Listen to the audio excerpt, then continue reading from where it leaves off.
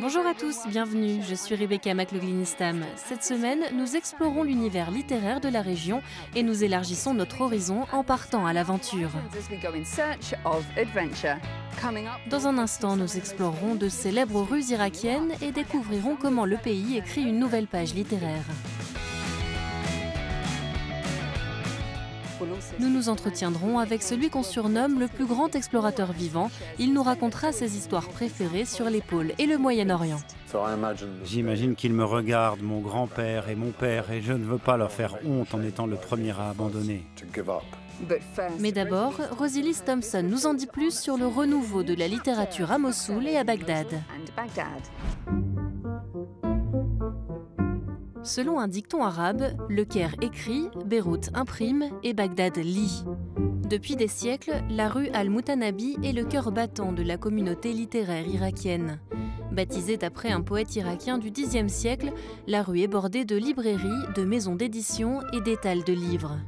Datant de l'Empire ottoman, l'histoire de ce lieu est tout aussi captivante que n'importe quel roman. Il a survécu à des années de guerre, de censure et de dictature. Il s'est aussi remis d'un attentat terroriste en 2007 qui a fait une trentaine de morts et des centaines de blessés.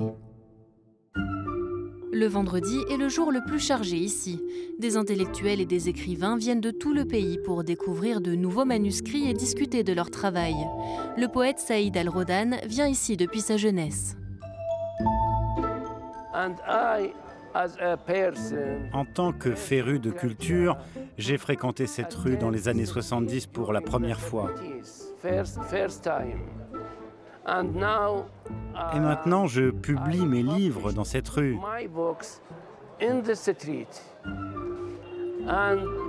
On peut dire que c'est la veine de la culture irakienne. Adam Adoul est poète et il tient une boutique dans la rue. Passionné de politique et de justice sociale, il a publié 5 livres sur ces thèmes, mais ses mots lui ont valu de passer 3 mois en prison. Il y a une vieille expression qui dit que pour être poète, il suffit d'être un homme irakien. J'ai découvert que la poésie pouvait vraiment changer les gens. Leur esprit, leurs pensées, leurs idéologies. Parce que nous sommes des humains. Malgré toute la violence, nous avons de la bonté dans notre cœur et nous sommes pacifiques. Comme de nombreux écrivains, Adam pense que l'amour de la littérature est profondément ancré dans la société irakienne. Deuxième ville du pays, Mossoul se trouve au carrefour d'anciennes routes commerciales. Pendant des siècles, la rue Al-Noujefi a compté de très nombreuses librairies et bibliothèques. Mais lorsque l'autoproclamé groupe État islamique est entré dans la ville à l'été 2014, ces terroristes ont méthodiquement détruit les librairies et brûlé les livres. Il est difficile de croire que cette rue était autrefois le centre culturel de Mossoul avec une multitude de librairies, de bibliothèques et de gens venus de tout l'Irak pour partager l'esprit de la ville. D'aussi loin qu'Oussama se souvienne, sa famille a toujours tenu une librairie ici. La rue était sûre et c'était le cœur de la ville. Elle était toujours bondée du matin au soir. Puis quand la guerre a commencé et que Daesh est arrivé, lentement nous avons fait face à de nombreux problèmes. Les gens ont commencé à moins se parler, donc c'est devenu plus calme. Il y a eu l'instabilité, l'inconfort, toutes ces choses. Lors de la bataille pour reprendre la ville à l'organisation terroriste, la rue Al-Noujefi a été complètement détruite. Il a fallu plus d'1 an à Oussama pour reconstruire son magasin. 4 mois seulement après la libération de Mossoul, Farhad Al-Gobouri a lui ouvert le Book Forum, un café culturel dans l'est de Mossoul. L'ingénieur estimait que la seule façon pour les habitants de guérir des traumatismes de la guerre était de reconstruire la culture de la ville. Aujourd'hui, les Irakiens se réunissent pour débattre ouvertement de littérature, musique et politique, des choses autrefois interdites. Le café accueille également un club d'écrivains féminins. Pendant l'occupation de Daesh, les livres étaient de véritables sanctuaires pour ces jeunes femmes. La littérature n'étant plus en vente, une bibliothèque secrète de livres électroniques a vu le jour et des clés USB remplies d'ouvrages ont fait leur apparition sur le marché noir. Du temps de Daesh, on craignait de mourir à tout moment. C'est pourquoi j'ai décidé de m'échapper et donc j'ai voyagé à travers les livres, la lecture ou l'écriture. Nous passions presque tout notre temps à cela, au point de se créer un deuxième monde, sans Internet ni télévision. Je ne me souciais pas de savoir si c'était disponible ou non.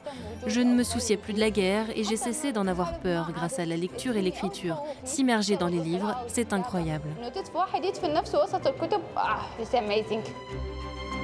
Rassemblés par leur passion des mots, ces auteurs en herbe estiment que la paix de leur ville passera par l'alphabétisation. Alors que les Irakiens tournent la page des temps troublés, un nouveau chapitre s'écrit, rempli d'espoir et de culture. Cet explorateur britannique exceptionnel a conquis les plus hautes montagnes du monde, les océans les plus froids et les déserts les plus inhospitaliers. À son retour au Moyen-Orient, une région qu'il connaît et aime beaucoup, j'ai eu le privilège d'entendre quelques-unes des histoires préférées de Sir Ranulph Fiennes. Né en Angleterre en 1944, Sir Ranulph est devenu le plus jeune capitaine de l'armée britannique. Il est également le seul homme vivant à avoir fait le tour du monde le long de son axe polaire. Et aux côtés de son compatriote Charles Burton, il est le premier à avoir atteint les 2 pôles et à avoir traversé les océans Antarctique et Arctique. Il a également escaladé la face nord de l'Eiger dans les Alpes et il est le Britannique le plus âgé à avoir jamais conquis l'Everest. Au Moyen-Orient et en Afrique du Nord, il a dirigé la première expédition d'aéroglisseurs sur le Nil, ainsi que l'équipe qui a découvert la ville perdue d'Iram en 1992. Sa force physique et mentale lui a permis de traverser les moments les plus difficiles, notamment en 2000 lorsqu'il a subi de graves engelures à la main gauche et qu'il s'est scié lui-même le bout des doigts pour stopper la douleur. Sir Ranulph compte des légions de fans à travers le monde qui ont dévoré la vingtaine de livres qu'il a publiés. Lors de son retour dans la région du Golfe, nous l'avons rencontré pour parler de sa philosophie de vie et de ses célèbres aventures. Sir Ranulph, bienvenue dans Inspire Middle East. Merci beaucoup, c'est un plaisir. Cela fait plusieurs décennies que vous avez visité pour la première fois le Moyen-Orient, notamment les Émirats arabes unis et bien sûr Oman. Parlez-moi de ce qui vous a marqué à l'époque. C'était une situation de guerre, car à cette époque, les Britanniques avaient quitté ce qu'on appelait l'Aden, le Yémen en gros. Et les puissances soviétiques tentaient de faire de Oman un pays marxiste plutôt qu'islamiste. Les Omanais avaient un traité avec les Britanniques depuis très longtemps et mon patron, le sultan d'Oman, père de Qaboos, a demandé de l'aide. Alors les Britanniques ont envoyé certains volontaires. On combattait des Yéménites formés en Union soviétique dont beaucoup avaient grandi dans ces montagnes. Et donc nous étions largement en infériorité numérique car ils étaient 2 ou 3 000 dans les montagnes en 68-69. J'aimais bien le sultan, le père de Qaboos. J'allais le voir des semaines durant pour recevoir ses ordres. On devait tendre des embuscades dans les montagnes, tenues par les ennemis. On pouvait voir tous les soldats en bas avec leurs fusils qui brillaient. On était à 30 miles du territoire ennemi. C'était très effrayant. Votre découverte de la cité perdue a été un moment charnière après 8 expéditions et 25 ans de recherche. Parlez-moi de cette époque.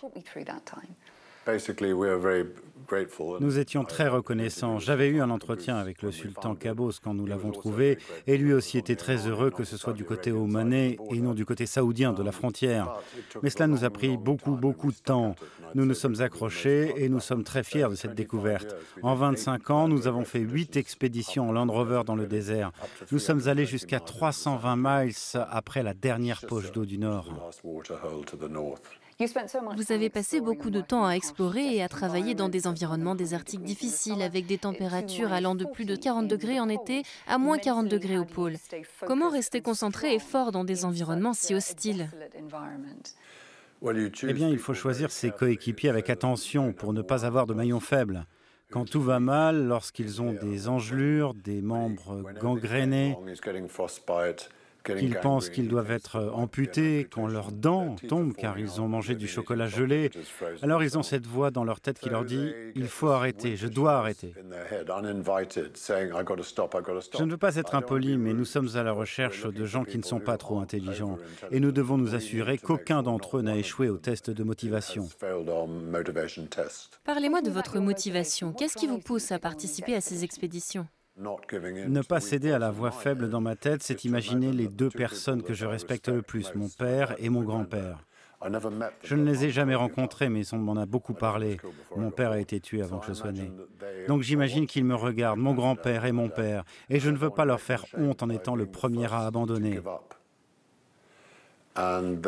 C'est pourquoi à la fin de la journée, quand vous allez dans votre tente, vous regardez les autres en espérant qu'ils se sont blessés et qu'ils vont être les premiers à abandonner. Que diriez-vous si vous en aviez l'occasion aujourd'hui à ces pionniers qui vous ont précédés, les Shackletons, les Scotts, les Ibn Battutas? Je dirais qu'ils étaient beaucoup plus courageux que nous, parce qu'à l'époque, ils se trouvaient certainement plus souvent dans des situations où, si tout allait mal, ils ne pouvaient pas être secourus. Alors que pour nous, ce n'était le cas que dans 20% des situations. Saranov, c'était fascinant. Merci d'avoir été avec nous. Merci à vous. C'est la fin de l'émission. Nous espérons qu'elle vous a plu. N'oubliez pas que vous pouvez revoir tous nos épisodes en ligne sur euronews.com. Avant de nous quitter, voici les publications pleines d'aventures qui nous ont plu cette semaine sur Instagram. Merci d'avoir été avec nous et à bientôt. La passionnée d'alpinisme Naï a exploré ce parc national dans son Maroc natal. Dalal, qui a conquis ses dunes de sable aux Émirats arabes unis. Et Mohamed, qui a parcouru la rue Al-Moutanabi pour sa prochaine lecture.